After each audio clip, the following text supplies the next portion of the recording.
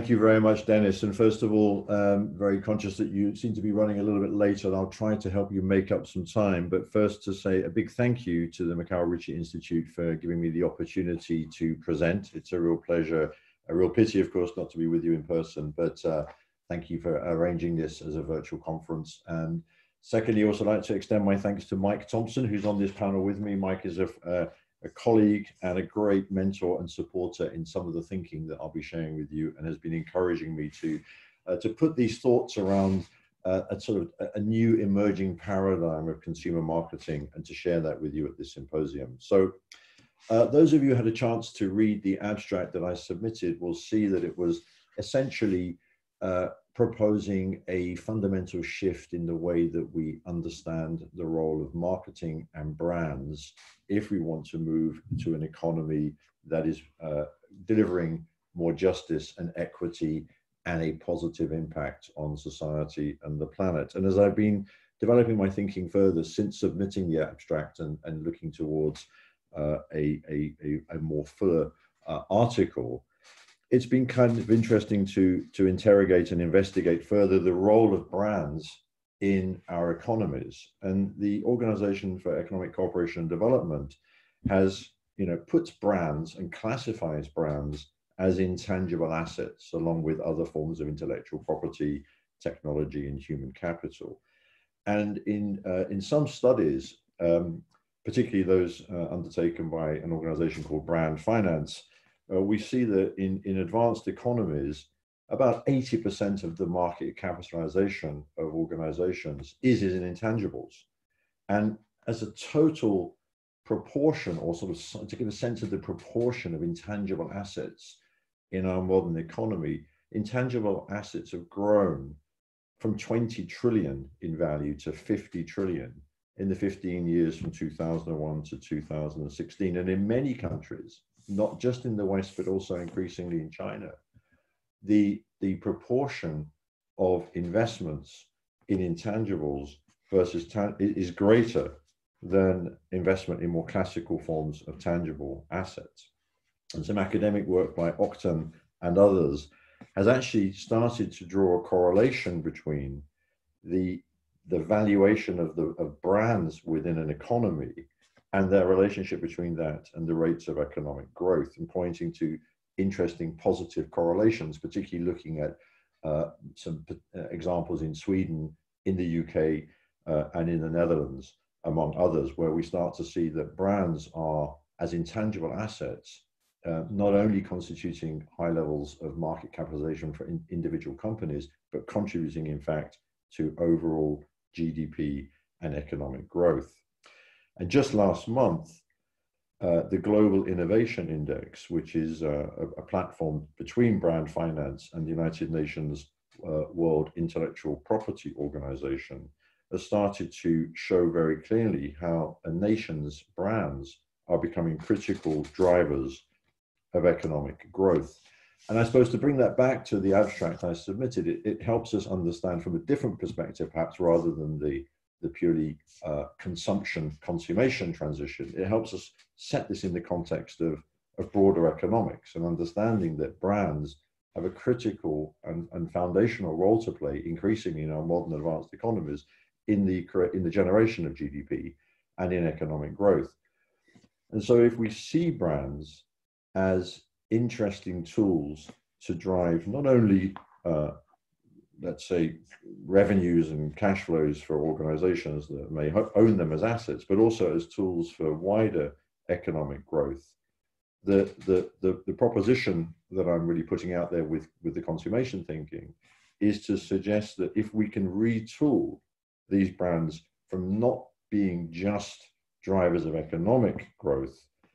but to turn them and transform them into drivers of social and environmental impact, and to do so in ways that I think notably three interesting routes that many organizations are already using to do so. One is to introduce this notion of brands with purpose, so that a brand doesn't exist merely to create a transactional relationship between a producer and a consumer, but can have a higher idea of its role in the world and having an idea of a purpose that goes beyond any impact on the purchaser and an impact for the common good. And we are increasingly seeing organizations, big multinational organizations, and in my professional work, I'm quite involved in some of those processes that are exploring what that means and the relationship between migrating a brand from a tool for generating sales or consumption into something which is at a higher level,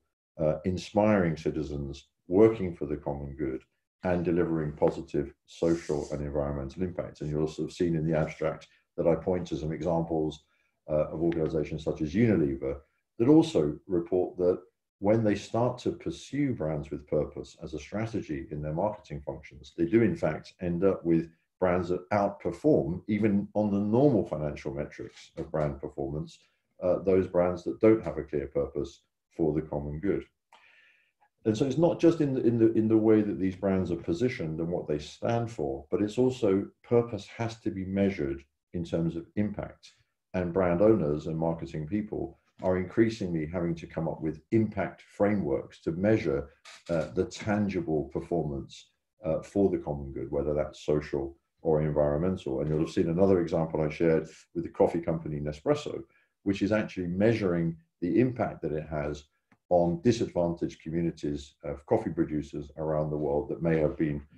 victims of civil war or unrest or natural disasters, where coffee is an extremely important export cash crop that can help to revive communities. So we see, and that needs to be measured in terms of localized GDP and the creation of wealth, which is going directly to smaller excluded communities and not in the case, as in the case of some other commodities,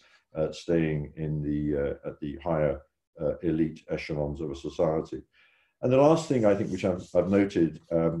which I think is very interesting in terms of the way these brands then start to communicate and talk to people, is that there are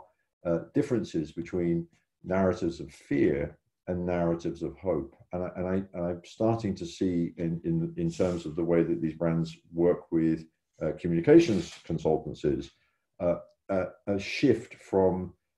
fear into hope. And in fact, the experiences that we've all made this year in the context of the pandemic have also pointed to very interesting ways in which companies and brands are making account of themselves to citizens and to consumers about the kind of organizations that they are, and to show that notions of collaboration and generosity can actually become interesting characteristics and features of the way brands communicate. So I suppose in a nutshell,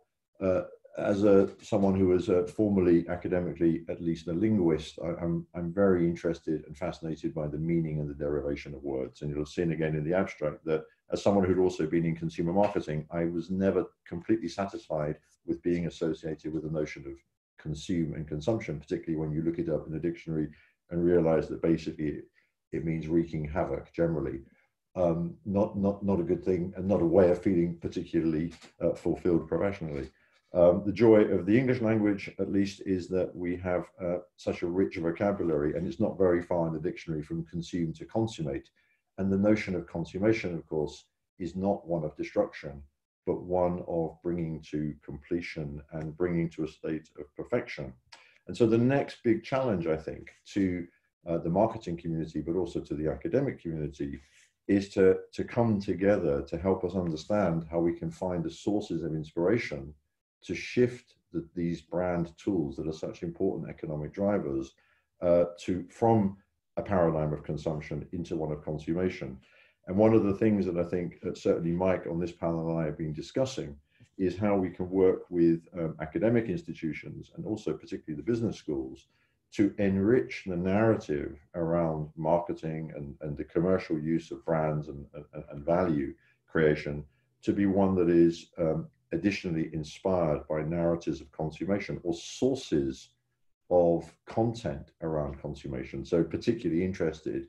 in fostering a dialogue between other faculties beyond the business school and in the humanities, where we may draw on philosophy and theology and literature to help inspire business people to understand what a higher purpose could be,